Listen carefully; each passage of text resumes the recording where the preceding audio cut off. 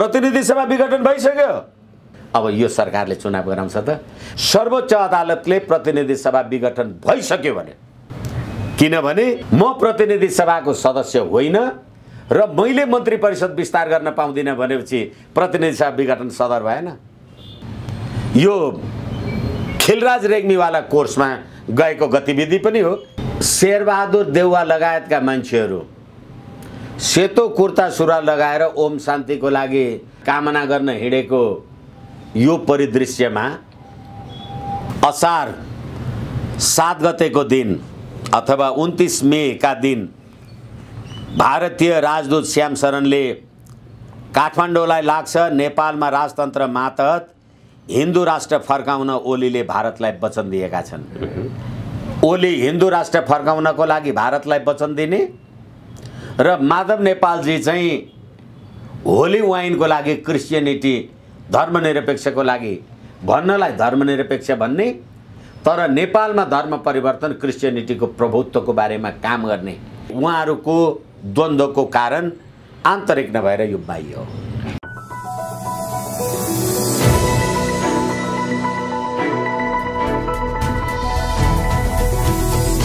हिमाल online TV देशको पछिल्लो राजनीतिक घटनाक्रमको विषयमा कुराकानी गर्नका लागि वरिष्ठ अधिवक्ता विष्णु भट्टराई हुनुहुन्छ। भट्टराईजी स्वागत छ यहाँलाई। हजुर धन्यवाद, नमस्कार। नेपालको राजनीतिमा यति बेला जुन प्रकारको घटनाक्रमहरू अगाडि देखिएका छन्, यसले साँच्चै नेपालको राजनीति कुन बाटोतर्फ जाँदैछ अनुमान गर्न पनि निकै गाह्रो छ। खनाल नेपाल र ओली समूह जो दुईटा किताबमा विभाजित थिए, उनीहरू दुईटै समूहले अब मिलेर जान नसक्ने, एकता गरेर जान नसक्ने बताइरहेका बेला जब प्रतिनिधि सभा विघटनको मुद्दाको नतिजा आउने बेला हुन्छ, उनीहरू एकता गर्न तम्सिन्छन्, मिलेर जाउँ भन्छन्। यसको प्रमुख कारण के हो? यसको सङ्केत के हो? अहिले राजनीतिमा भइरहेको वास्तवमा के हो? धन्यवाद। पहिलो कुरा त नेपाल कम्युनिस्ट पार्टी खास गरी नेकपा एमाले साँच्ची नै भन्ने हो भने 2047 सालको परिवर्तन पछाडि 2051 सालदेखि नै कुनै न कुनै रूपमा यो मुलुकको शासन सत्तामा छ।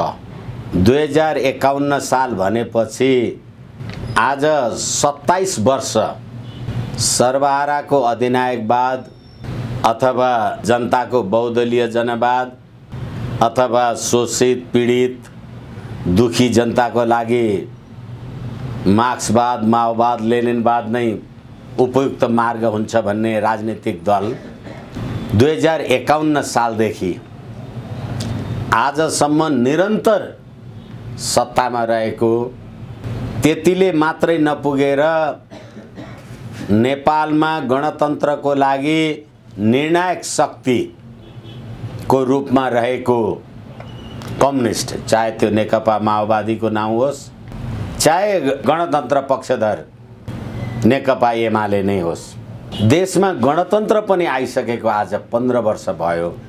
यो दरमियानमा नेपाली जनताको सुख शान्ति समृद्धि हित उन्नति किन हुन सकेन? 2046 सालको आन्दोलनमा जनआन्दोलनको बेलामा पम्फा देवीका नाउँमा रहेको स्विस ब्याङ्कमा रहेको सम्पत्ति हामी ल्याएर नेपाली जनतालाई बाँड्छौँ भन्ने यी आन्दोलनकारीहरू जो अहिले सङ्घीय लोकतान्त्रिक गणतन्त्र धर्मनिरपेक्षसम्म आइपुगेका छन्, इन्क्लुडिङ नेपाली काङ्ग्रेस भने अहिले त पम्फा देवीको सम्पत्ति स्विस ब्याङ्कबाट ल्याउने कुरा त होइन कि बरु पम्फा देवी तत्कालीन श्री 5 बडा महारानी लगायतको राज संस्थाको वंश नै विनाश भइसक्यो। तर अहिले यो देशका सर्वहाराका अधिनायकवादीहरू समेतको नाउँमा स्विस ब्याङ्कमा 42 अर्ब नेपाली नागरिकहरूको सम्पत्ति स्विस ब्याङ्कमा जम्मा छ भन्ने कुरा सार्वजनिक रूपमा आएका छन्। त्यसै गरेर क्यान्टोनमेन्टमा रहेका लडाकुहरूको भरण पोषण वृत्ति विकासका लागि राज्य सरकारबाट वितरित गरिएको सम्पत्ति पुष्पकमल दाहालहरूले खाएका छन्, लिएका छन् भन्ने कुरा बाबुराम भट्टराईहरू आफै भनिराखेका छन्। लेनिन बिष्ट लगायतका उनीहरूकै भूतपूर्व लडाकुहरू कि वर्तमान लडाकुहरू यिनीहरू नै भनिराखेका छन्। तर अहिले गर्दा गर्दै देश पछिल्लो पटक यो अहिले प्रतिनिधि सभा विघटन गरेर कम्युनिस्टकै सरकारले बजेट अध्यादेश मार्फत बजेट ल्याउँदा 6 खर्ब नेपाली जनताको टाउकोमा ऋण छ र त्यो 6 खर्ब नेपाली जनताको टाउकोमा ऋण भएको यो परिस्थितिमा यो देशको सर्वोच्च अदालत लगायतका न्यायाधीशहरूको लागि 81 करोड 41 लाखको गाडी किन्ने मात्रै सम्पत्ति खर्च छ भने यो यति कुरा सुन्दाखेरि यो नेपाली जनताको लागि यो पीडा यो भन्दा ठुलो मर्माहत राज्य प्रणाली राज्य व्यवस्था के हुन सक्छ। अब तपाईले प्रारम्भमा प्रश्नको रूपमा निवेदन गर्नु भए अनुसार अहिले माधव नेपालजी, केपी शर्मा ओलीजी मिल्नु र नमिल्नुमा, उहाँहरू एक ठाउँ हुनु र नहुनुमा अहिले मैले तपाईलाई निवेदन गरे बमोजिम नेपाली जनताको यो अनन्त पीडाको लागि उहाँहरूको के सन्देश छ नेपाली जनतालाई? उहाँहरू मिलेर नेपाली जनताले महामारीबाट के मुक्ति पाउने, के त्राण पाउने, उहाँहरू नमिल्दा के हुने, मिल्दा के हुने? र यसै बीचमा अस्ति असार 17 गते चिनिया कम्युनिस्ट पार्टीको 100औं वर्षगाँठ मनाइयो। हजुर हजुर। त्यो शताब्दी उत्सव मनाइरहँदाखेरि गएको यो शताब्दीमा चीनले 9 करोड 89 लाख 20 हजार गरिबीलाई विपन्नताबाट उकासेर सम्पन्नतामा स्थापित गर्न सक्यो। मैले सुरुमा भने 51 सालदेखि आज 27 वर्ष भयो यो देशमा कम्युनिस्ट पार्टीको नाउँमा राज्य सत्ता सञ्चालन भएको। कतिवटा गरिबीको उन्मुक्ति, कुन गरिबले यो पार्टीबाट अहिले पनि त प्रदेश 2 भन्दा बाहेक 6वटा प्रदेश र केन्द्रमा समेत तपाई कम्युनिस्टकै राज्य सत्ता थियो नि।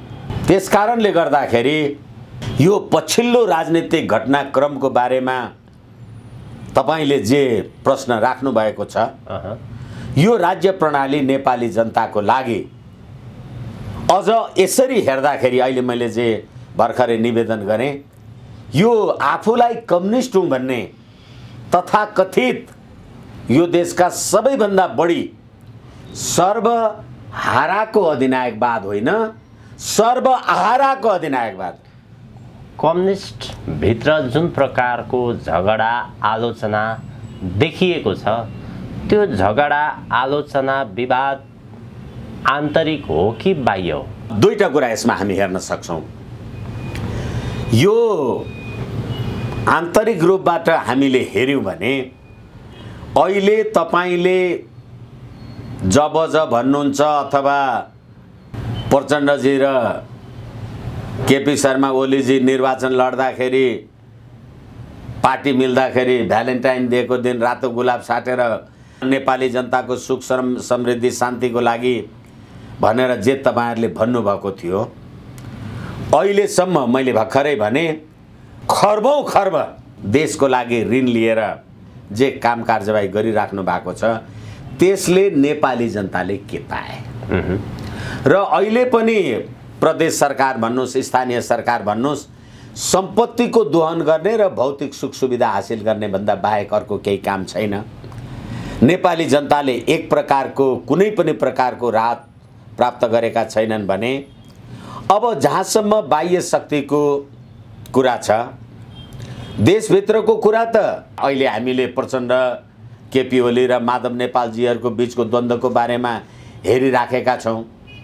अब जबसम्म बाह्यको कुरा, द्वन्द्वको शक्तिको कुरा छ, यिनै माधव नेपाल पछिल्लो पटक यिनै माधव नेपाल, यिनै पुष्पकमल दाहाल, यिनै बाबुराम भट्टराई, जो सबै कम्युनिस्ट पृष्ठभूमिका व्यक्तित्वहरू हुनुहुन्छ, भूतपूर्व प्रधानमन्त्री, तपाईहरू आफै 5 दलीय बैठक बसेर देशमा विदेशी शक्तिको हस्तक्षेप, विदेशी शक्तिको बोलबालाको बारेमा तपाईहरूले सार्वजनिक विज्ञप्ति जारी गर्नुभएको होइन र सत्तामा रहनु भएको प्रधानमन्त्रीजी तपाईँ आफै भारतीय खुफिया एजेन्सी रका प्रमुखसँग, सामन्त गोयलसँगको गतिविधिको बारेमा जे कुरा भएको छ, धेरै कुरा बाहिर आइराखेका छन्, पुरानो कुरा धेरै दोहोऱ्याइराख्नको जरुरी छैन। यसले गर्दाखेरि नेपाल भित्रको हाम्रो आन्तरिक राजनीतिलाई व्यवस्थापन गर्नका लागि सम्पूर्ण विदेशी शक्तिको खेल रहेछ भन्ने कुरा देखियो। हिजो होली वाइन खाँदाखेरि, धर्मनिरपेक्ष देशमा होली वाइन खान जाँदाखेरि माधव नेपालजी र केपी शर्मा ओलीजी त एकै ठाउँमा हुनुहुन्थ्यो र अहिले 12 बुँदे समझदारी गर्ने सहयात्रीहरू, कि माधव नेपालजी पनि त 12 बुँदे समझदारीको सहयात्री हो, केपी शर्मा ओलीजी पनि हो। यसै कारणले गर्दाखेरि, तर चीनको जस्तो अघि हामीले जे कुरा गरिसक्यौँ, हुन त उहाँहरू 12 बुँदे सम्झौता गर्दा उहाँहरूसँगै हुनुहुन्थ्यो, अहिले छुट्टा छुट्टै कित्तामा उभिनुको कारण के हो त? त्यसैले दुईटा कुरा मैले निवेदन गरेँ। सामन्त गोयल प्रवृत्ति र अथवा त्यसबारेका जे गतिविधि, पशुपतिनाथमा सुनको जलहरी र चितवनमा अयोध्या राम जन्मभूमिलाई अगाडि लिएर हिँड्ने, नरेन्द्र मोदीजी भारतमा दोस्रो पटक प्रधानमन्त्री हुँदा उहाँ नेपालभन्दा पनि जनकपुर आउनुहुँदा उहाँलाई जनकपुरै भेट्नका लागि कुर्ता सुरुवाल र भारतीय वेशभूषामै जनकपुर पुग्नुहुने, जानकी मन्दिर जानुहुने हाम्रा केपी शर्मा ओलीजी र अहिले यो पछिल्लो केपी शर्मा ओलीजीको हिन्दू राष्ट्रप्रतिको झुकाव, अस्ति भर्खरै पनि उहाँकै एमाले पार्टी बैठकमा सङ्घीयता र धर्मनिरपेक्षताको बारेमा पुनर्विचार गर्ने भन्ने मिटिङमा प्रश्न उठेको बेलामा र अस्ति असार 7 गतेको दिन अथवा 29 मे का दिन भारतीय राजदूत श्याम शरणले काठमाडौँलाई लाग्छ नेपालमा राजतन्त्र मातहत हिन्दू राष्ट्र फर्काउन ओलीले भारतलाई वचन दिएका छन्। ओली हिन्दू राष्ट्र फर्काउनको लागि भारतलाई वचन दिने र माधव नेपालजी चाहिँ होली वाइनको लागि, क्रिस्चियनिटी धर्मनिरपेक्षको लागि भन्नलाई धर्मनिरपेक्ष भन्ने, तर नेपालमा धर्म परिवर्तन, क्रिस्चियनिटीको प्रभुत्वको बारेमा काम गर्ने भनेपछि उहाँहरूलाई उहाँहरूको द्वन्द्वको कारण आन्तरिक नभएर यो बाह्य हो।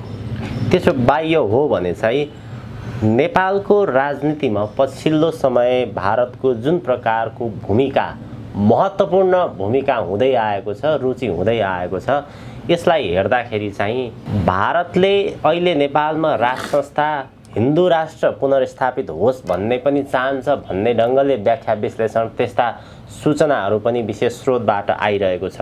अर्को, अहिले नेपालमा जे प्रतिनिधि सभा विघटनको अवस्था छ, भारतले चाहिँ प्रतिनिधि सभा विघटित नै होस्, अहिलेका प्रधान न्यायाधीश चोलेन्द्र शमशेर जबरालाई मन्त्री परिषदको अध्यक्ष बनाएर, प्रधानमन्त्री बनाएर फेरि चुनाव पनि गराउन चाहन्छ भन्छ। के हो यो खास? अब यो कुरालाई अलिकति एड गर्नका लागि भारतीय राजनीतिक विश्लेषक अथवा विज्ञ शिवशंकर मेननले के भने उनको आफ्नो नेबरहुड भन्ने किताबमा प्रकाशित छ भनेर सार्वजनिक भएको छ। केही भारतीय दल र सङ्गठनले नेपालमा राजतन्त्र र हिन्दू राष्ट्र पुनर्स्थापना गर्न खोजेका छन् भनेर उहाँले शिवशंकर मेननको यो कथन आइराखेकोमा र अहिले शेरबहादुर देउवा लगायतका मान्छेहरू सेतो कुर्ता सुरुवाल लगाएर ओम शान्तिको लागि कामना गर्न हिँडेको यो परिदृश्यमा अब तपाईले भने जस्तो हालाकि धर्मनिरपेक्ष संघीयता गणतन्त्रको बारेमा नेपाली जनताको अभिमत लिएको होइन। म त सधैँभरि संवैधानिक राज संस्था हिन्दू राष्ट्र अखण्ड नेपालकै बारेमा कुरा गरिराखेका छु र बहुराष्ट्रिय राज्यवाला प्रवृत्तिलाई केपी शर्मा ओलीजीले जे अगाडि लिएर आउनुभयो त्यसको बारेमा पनि मैले आम सञ्चारमा तपाईहरु समक्ष निवेदन गर्ने कुरा गरेकै छु। अहिले पछिल्लो पटक तपाईले जे प्रश्न राख्नुभयो म फेरि पनि तपाईलाई निवेदन गर्छु। असार 8 गते 2077 असार 8 गते प्रतिनिधि सभा विघटन सदर्भ 2077 असार 8 गतेको दिन यस सम्मानित अदालतले वर्तमान प्रधानमन्त्री केपी शर्मा ओलीजीले जेठ 21 गते प्रतिनिधि सभा विघटन गरिसकेपछि उहाँले गर्नुभएको मन्त्री परिषदको विस्तारलाई सम्मानित सर्वोच्च अदालतले संविधानको धारा 77(1) ग बमोजिम यो असंवैधानिक छ भन्यो र अहिले राजेन्द्र महतोहरू सडकमा हुनुहुन्छ 21 जना मन्त्रीहरू। समय के छ मलाई थाहा छैन। संविधानको धारा 77(1) ले के भन्यो भने देहायको कुनै अवस्थामा प्रधानमन्त्रीको पद रिक्त हुन्छ। 77 ग मा के भन्यो निज प्रतिनिधि सभाको सदस्य नरहेमा। अहिले पनि हामी हेरिराखेका छौं यी सबै सर्वोच्च अदालतको विचाराधीन रहेर सबैलाई निवर्तमान संसद सदस्य भनिरहेछ है। ध्यानाकर्षणको लागि दोहोर्याएर भन्दैछु म अदालतमा विचाराधीन रहेको अवस्थामा त त्यो मुद्दा तपाई हार्ने म हार्ने अथवा तपाई जित्ने म जित्ने जे पनि हुन सक्छ। तर प्रतिनिधि सभा विघटन ठिक कि बेठिक भन्ने कुरा अदालतको विचाराधीन रहेपछि प्रतिनिधि सभा विघटन भएको कुरा ठिक भयो भएन, बेठिक भयो भएन, किनभने अदालतले फैसला गर्न बाँकी नै छ। तर अब 78/2/21 को मन्त्री परिषदलाई असंवैधानिक भन्दा सम्मानित सर्वोच्च अदालतले के भन्यो भने संविधानको धारा 77(1) बमोजिम 1 को ग बमोजिम अहिले केपी शर्मा ओलीजी प्रतिनिधि सभाको सदस्य होइन, उहाँको प्रधानमन्त्री पद सिद्धियो। फेरि पनि म तपाईलाई निवेदन गरौँ र हिमाल अनलाइन मार्फत सारा नेपाली जनतालाई थाहा होस् देहायको कुनै अवस्थामा प्रधानमन्त्रीको पद रिक्त हुन्छ भनेपछि गले के भन्यो निज प्रतिनिधि सभाको सदस्य नरहेमा। मैले प्रतिनिधि सभा विघटन गर्ने सिफारिस गरेर 2077 जेठ 8 गते त प्रतिनिधि सभा विघटन भयो। प्रतिनिधि सभा विघटन भयो प्रधानमन्त्रीजी केपी शर्मा ओलीजी तपाई प्रतिनिधि सभाको सदस्य नै होइन, तपाई प्रधानमन्त्री प्रतिनिधि सभाको सदस्य होइन, तपाईले कसरी उनलाई मन्त्री बनाउन पाउनुहुन्छ? किनभने त्यसरी संविधानको धारा 77(1) बमोजिम तपाईले 1 ग बमोजिम तपाई प्रतिनिधि सभाको सदस्य नरहेर कार्तिक 26 र मंसिर 3 गते निर्वाचन घोषणा गरिसक्नु भएको छ तपाईले। भनेपछि अब के भन्यो त सर्वोच्च अदालतले 8 गते असार भने यही 77 को उपधारा 3 बमोजिम उपधारा 1 बमोजिमको प्रधानमन्त्रीको पद रिक्त भएमा तपाईको प्रधानमन्त्रीको पदै रिक्त भयो, तपाईले मलाई के आधारमा मन्त्री नियुक्ति गर्नुहुन्छ भन्नुस् त? किन पद रिक्त भयो? प्रतिनिधि सभाको विघटन भयो। प्रतिनिधि सभाको विघटन भइसकेपछि के हुन्छ? प्रधानमन्त्रीको पद रिक्त हुन्छ। पदै रिक्त भएको मान्छेले प्रधानमन्त्री म प्रधानमन्त्री नै रिक्त भए मैले तपाईलाई मन्त्री कसरी बनाउने? अब उपधारा 1 बमोजिम प्रधानमन्त्रीको पद रिक्त भएमा अर्को मन्त्री परिषद गठन नभएसम्म सोही मन्त्री परिषदले कार्य सञ्चालन गर्छ भनेपछि अब तपाईले नयाँ मन्त्री बनाउन पाउनु भएन। तपाईले कार्य सञ्चालन गर्नु पर्यो। यो अहिले ओलीको मन्त्रीमण्डलभित्र जतिजना मानिसहरू बाँकी रहेका छन् यही मन्त्रीमण्डलले चुनाव गराउने हो अथवा के हो यो? हो, म यो भन्न लागिराखेका थिएँ। अरू साथीहरूसँग पनि मैले यो कुरा भनेको छु। यो धारणा र यो विचारबाट मुक्त हुन म तपाईहरू सबैलाई विनम्रताका साथ निवेदन गर्छु। म त्यो पात्रको नाउँ लिन चाहन्न। प्रधानमन्त्री केपी शर्मा ओलीको नेतृत्वमा होइन, नेपाली काङ्ग्रेसको नेतृत्वमा निर्वाचन गर्नुपर्छ भनेर कोही मान्छेहरूले भने। अब पीडा पनि लाग्छ कहिलेकाहीँ। निर्वाचन सरकारले गराउने हो? निर्वाचन त निर्वाचन आयोगले निर्वाचन गर्छ। तपाईँ त एउटा पार्टीको सरकार हुनुहुन्छ। तपाईँ सरकारले निर्वाचन गर्ने हो भने म त तपाईँको पार्टीको विरोधी मान्छे नि, मलाई तपाईँले मत गर्न आदि इत्यादि गर्न दिनुहुन्छ? कहाँ छन् यो देशका मान्छे?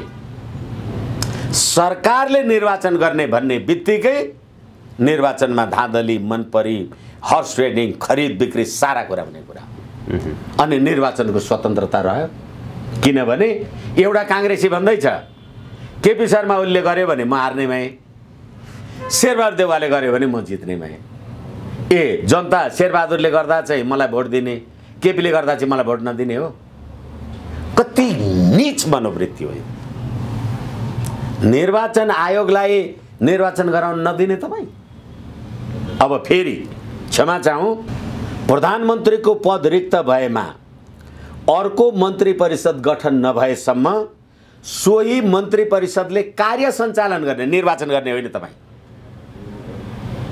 तपाईँ दैनिक कार्य सञ्चालन गर्नुहोस् न। के काम गर्नु छ तपाईँलाई? किनभने हालाकि तपाईँले बजेट ल्याउनु भयो, नो ट्याक्सेसन विदाउट रिप्रेजेन्टेसन, जनताका प्रतिनिधि बिना तपाईँले नेपाली जनतालाई खर्बौं खर्ब टाउकोमा ऋण बगाउने तपाईँ अध्यादेश ल्याउने, बजेट ल्याउने, नेपाली जनताको अनुमति छ? तपाईँ चुरे दोहन गर्ने नेपाली जनताको अनुमति छ? तपाईँ हाम्रो राष्ट्रिय निकुञ्जहरूलाई, त्यसको जलस्रोतलाई तपाईँ विनष्ट गर्ने, तल र माथि गर्ने तपाईँलाई नेपाली जनताको अनुमति छ? भनेको यो संविधान अनुसार सरकारले निर्वाचन गराउने होइन। अब एकैछिन, हजुर, मैले तपाईँले भन्नुभएको अघिल्लो प्रश्नलाई पछिल्लो पाटो मैले पुरा गर्न बाँकी छ। सर्वोच्च अदालतले प्रतिनिधि सभा विघटन भइसक्यो भने, किनभने म प्रतिनिधि सभाको सदस्य होइन र मैले मन्त्री परिषद विस्तार गर्न पाउँदिनँ भनेपछि प्रतिनिधि सभा विघटन सदर भएन। अदालतको विचाराधीन रहेको भएदेखि त प्रतिनिधि सभा पुनर्स्थापित पनि त हुन्थ्यो नि। प्रतिनिधि सभा पुनर्स्थापित हुने बित्तिकै त म त फेरि फुल फ्लेजेड पावरफुल प्रधानमन्त्री हुने भएँ नि। भने तपाईँले मैले गठन गरेको मन्त्री परिषद विस्तार तपाईँले असंवैधानिक भनेपछि म नै प्रधानमन्त्री होइन भनेर फैसला गरिसक्नुभयो। अब तपाईँ फेरि प्रतिनिधि सभा पुनर्स्थापना गर्ने? एकैछिन। यसै कारण प्रदीपजी तपाईँले राख्नुभएको अघिल्लो प्रश्नको पूरक शब्दावलीको लागि अब कोरोना महामारी लगायतका गतिविधिहरू, घटना, परिस्थिति, यो सब कुराले गर्दा र 5वटा राजनीतिक दलहरूको विरोधको कुराले गर्दा र नेकपा विप्लव माओवादी को कुरालाई नेपाली सेनाले अस्ति जेठ 23 गते त्यसलाई समेत सरकारले सही निष्कर्षमा पुर्याउँछ भन्ने कुराले गर्दा र तिनै प्रधान सेनापति नेपालको पछिल्लो राजनीतिक घटनाक्रमले मुलुकको सुरक्षा चुनौती बारेमा सेना सजग छ भन्ने कुराले गर्दा अब यो सरकारले चुनाव गराउँछ त? प्रतिनिधि सभा विघटन भइसक्यो। तपाईँ मन्त्री परिषद निकाल्दाखेरि चाहिँ म प्रधानमन्त्री नै होइन, 77(2) बमोजिम 77(1) बमोजिम म प्रधानमन्त्री नै होइन, प्रतिनिधि सभाको सदस्यै छैन भन्ने। अहिले चाहिँ तपाईँ फेरि प्रतिनिधि सभा पुनर्स्थापित गरेर म त प्रधानमन्त्री नै हो भनेर भन्दिने। यस कारणले गर्दा तपाईँले भन्नुभए अनुसार यो खिलराज रेग्मीवाला कोर्समा गएको गतिविधि पनि हो। किनभने सम्मान्य सर्वोच्च अदालत संवैधानिक इजलासलाई प्रधानमन्त्री केपी शर्मा ओलीजीले विस्तार गर्नुभएको मन्त्री परिषदलाई असंवैधानिक भन्दाखेरि त प्रतिनिधि सभाको सदस्य केपी शर्मा ओली होइन भन्ने कुरा त निर्णय पनि किन होइन प्रतिनिधि सभा विघटन भयो। एउटा मुद्दामा विघटन भएको सदर, अर्को मुद्दामा विघटन भएको बदर हुन्छ। यसकारण तपाईले राख्नुभएको जिज्ञासाको कोर्समा जान लागेको हो कि भन्ने पनि देखिन्छ। भनेपछि खिलराज रेग्मीलाई मन्त्री परिषदको अध्यक्ष बनाएर जुन कोर्सतर्फ भनौँ न चुनाव गर्ने प्रक्रियातर्फ गइरहेको छ नेपालको राजनीति, यो चाहिँ भारतको इन्ट्रेस्ट अनुरूप हो कि अथवा के हो, यसलाई कसरी बुझ्न सकिन्छ? किनभने मैले अघि नेपालका लागि तत्कालीन भारतीय राजदूतको कुरालाई पनि उद्धरण गरेर भने, अथवा यो अहिले केपी शर्मा ओलीजीकै पार्टीमा उहाँका संसद सदस्यहरूले सङ्घीयता र धर्मनिरपेक्षताको बारेमा संविधानमा पुनर्विचार हुनुपर्छ भन्ने कुरा उठिराखेको परिदृश्यमा र अहिले फेरि होली वाइन कि पशुपतिको जलहारीमा कम्युनिस्टहरू विभाजन भएको अवस्थामा हिजो त संविधान बनेको थिएन, अन्तरिम व्यवस्था थियो। तपाईले खिलराजवाला प्रकरण गर्नुभयो होला, तर अहिले त संविधान बन्या छ। अब हामीले अहिले कुरा गरे अनुसार त्यो प्रकरण दोहोरिने हो कि भन्ने कुराको लागि त नेपाली सेनाले पनि विप्लव माओवादीहरूलाई सम्बोधन गर्नुपर्छ सरकारले सम्झौता बमोजिम भन्ने, र केपी शर्मा ओलीजीकै पार्टीले सङ्घीयता र धर्मनिरपेक्षताको बारेमा विचार गर्नुपर्छ भनेर भन्ने भएपछि यो संविधान त अन्त्य हुनु पर्यो नि। अहिले संवैधानिक राज संस्थाको कुरा लाजले होला घिनले होला भन्नुभयो भएन, त्यो आफ्नो ठाउँमा छ, तर कोर्स चाहिँ त्यहाँ गइराखेको छ। अघि मैले सुरुवातमा यहाँसँग प्रश्न राखेको थिएँ नि, एउटा चाहिँ खिलराज रेग्मीको टाइपमा निर्वाचन गराउने र अर्को भारतको इन्ट्रेस्ट भने नेपालमा हिन्दू राष्ट्र र राज संस्थाको पुनर्स्थापित गर्ने, यो कोर्स कसरी जान्छ त? पहिला निर्वाचन गराएर जाने हो कि कस्तो हो यो? अब के भनेदेखि दुईटा कुराले गर्न सकिन्छ। मैले भर्खरै निवेदन गरेँ, खिलराज रेग्मीजीवाला समयमा संविधान थिएन, अन्तरिम संविधान थियो, तपाईले जे जस्तो बन्दोबस्त गर्नुहुन्थ्यो। अहिले संविधान छ। संविधान छ भनेपछि यही संविधानको धारा 274ले के भन्छ भने संविधान संशोधनको बारेमा व्यवस्था गर्दै नेपालको राष्ट्रिय एकता, अखण्डता, स्वाधीनता, सम्प्रभुसत्ता आदि इत्यादि भन्दा बाहेक अरू सम्पूर्ण कुरामा यो संविधानको संशोधन हुन सक्छ भन्ने व्यवस्था छ। भन्नुको तात्पर्य सङ्घीय लोकतान्त्रिक गणतन्त्र धर्मनिरपेक्षको विरुद्धमा संविधान संशोधन हुन सक्दैन भने त छैन। यसै कारणले अब निर्वाचनमा जाँदाखेरि त्यो कोर्सबाट पनि जान सकिन्छ। र तपाईले म गणतन्त्रवादी हुँ मलाई भोट दे भन्यो भने मैले म राज संस्थावादी हुँ मलाई भोट दे भनेर म भन्न पाउँदिनँ। तपाईँ धर्मनिरपेक्षतावादी, म हिन्दू राष्ट्रवादी। त्यसै कारणले अहिले हिन्दू राष्ट्र राज संस्थाका मुद्दा उठाउने जति पनि अभियन्ताहरू छन् अथवा सङ्घ संस्थाहरू छन्, उनीहरूले धमाधम पार्टीमा दर्ता गरिरहेका छन्। हो, किनभनेदेखि यही संविधानले के भन्यो भने विचार र अभिव्यक्तिको स्वतन्त्रता। तपाईलाई गणतन्त्रवादी हुने स्वतन्त्रता छ, मलाई राज संस्थावादी हुने स्वतन्त्रता छैन हैन। अनि तपाईलाई म धर्मनिरपेक्ष हुँ, म कुनै पनि मान्दिनँ धर्म भन्यो भने मैले म धर्म मान्छु भन्न पाउँदिनँ। र फेरि संसारका लगभग 100वटा राष्ट्रहरू क्रिस्चियन राष्ट्र होलान्, 45 राष्ट्रहरू मुस्लिम राष्ट्रहरू होलान्, 12 राष्ट्रहरू बुद्धिस्ट राष्ट्र छन् भनिन्छ। एक मात्र नेपालको राष्ट्रिय पहिचान हिन्दू राष्ट्रको पहिचानलाई किन समाप्त गर्नु पर्यो? यो कुराको जवाब त तपाईले नेपाली जनतालाई दिनु पर्यो नि। अनि हामीले हिन्दू राष्ट्र संवैधानिक राज संस्थाको कुरा गर्यौं भने अनि यसमा भारतीय प्रभाव भन्ने, तपाईले होली वाइन खाँदा चाहिँ कहाँको प्रभाव नि? तपाई आफै भूतपूर्व 5वटा प्रधानमन्त्रीहरू विदेशी हस्तक्षेपको कुरा गर्दा कहाँको प्रभाव नि? त्यसकारणले गर्दाखेरि सर्वोच्च अदालतले भोलि आफ्नो जे गर्ला, तर प्रकारान्तरले सर्वोच्च अदालतले प्रतिनिधि सभा विघटन गरेको कुरा संविधानको धारा 77(1) ग बमोजिम सदर गरिसक्यो असार 8 गते। भनेपछि राजनीतिक कोष त्यो बिन्दुतर्फ प्रवेश गरिसकेको अवस्था हो। होइन भनेदेखि तपाईँ मन्त्री परिषदको विस्तारमा चाहिँ म प्रधानमन्त्री होइन भन्ने, प्रतिनिधि सभाको सदस्य होइन भन्ने, अनि प्रतिनिधि सभाको गठन कि विघटनको मुद्दामा चाहिँ होइन त प्रतिनिधि सभाकै सदस्य छस्, फुल फ्लेजेड प्रधानमन्त्री नै होस्, अनि अब संसदमा जा भनेर भन्ने कुन चाहिँ ठिक हो? होइन भने मैले नियुक्ति गरेका मन्त्रीहरू कसरी असंवैधानिक हो? हजुर भट्टराई सर, अब अन्त्यतिर नेपालको राजनीतिमा अहिले जुन प्रकारको घटनाक्रमहरू देखिरहेका छन् त्यसमा चाहिँ बाह्य शक्तिको प्रभाव नै हो, भू राजनीतिले गर्दा भन्ने व्याख्या विश्लेषण त्यो घटनाक्रमले पनि देखाउँछ। अहिले अमेरिका र चीन बीच जुन खालको एउटा बढ्दो तनाव देखिएको छ, चीनले त पछिल्लो समय खुलेर नै भन्यो G7 का राष्ट्रहरूले जे प्रकारको निर्णय गरे, चीनका विरुद्ध जसरी उभिनको लागि एउटा संरचना खडा गरे, र चीनले के भन्यो भने हामी कसैको पनि धम्की र डरबाट पछाडि हट्दैनौँ, कसैको धम्कीबाट हामी डराउँदैनौँ भनेर भन्यो।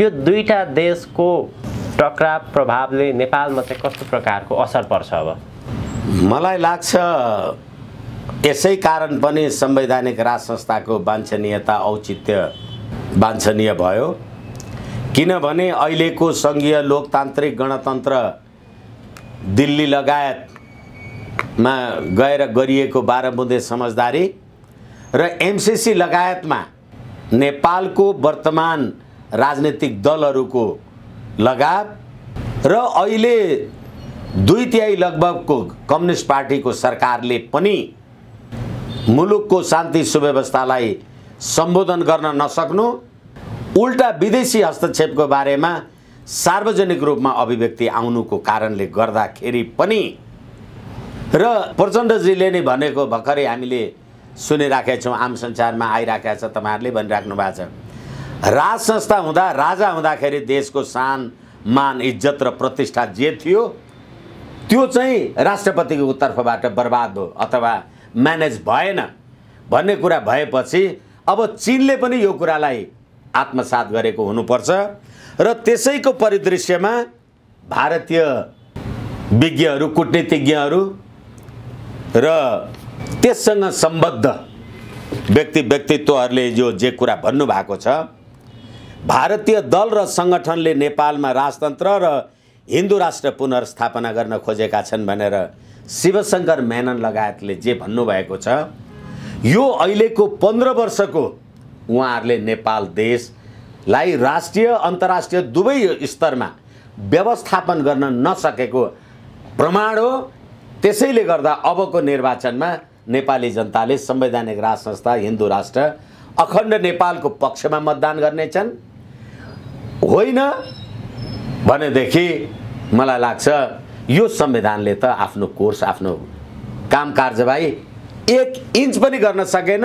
यो भ्रष्ट र अपराधीहरूको लागि मात्र यो संविधान भयो, नेपाली जनताको लागि भएन। हस्, अत्यन्त धेरै धन्यवाद यहाँको महत्त्वपूर्ण समय र विचारको लागि। हस्, धन्यवाद, नमस्कार।